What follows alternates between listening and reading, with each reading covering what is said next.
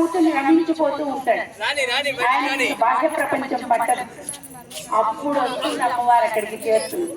చేరి ఆనందంగా భర్త ఎడమ తొడ మీద కూర్చుంటుంది అమ్మవారు.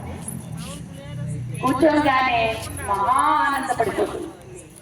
ఆ ఆనందం ఆవిడ ఆపుకోలేక, చూడండి, ఆనందం ఆపుకోలేక ఆ తామర పుష్పంలో మధ్య భాగాన్ని గుర్తు ఉంటుంది చూసారా, అక్కడ తన ఎడమ కాలి బొటన వేలుతో కలుస్తుంది.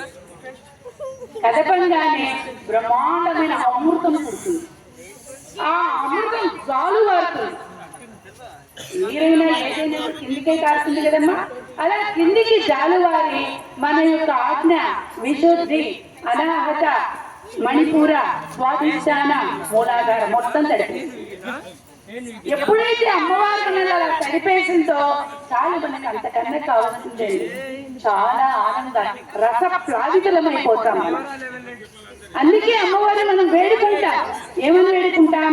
అమ్మా, నీ చల్లటి చూపులతో ఒక్కసారి మా వంట చూడమ్మా. దృశ్యాగ్రహీయస్య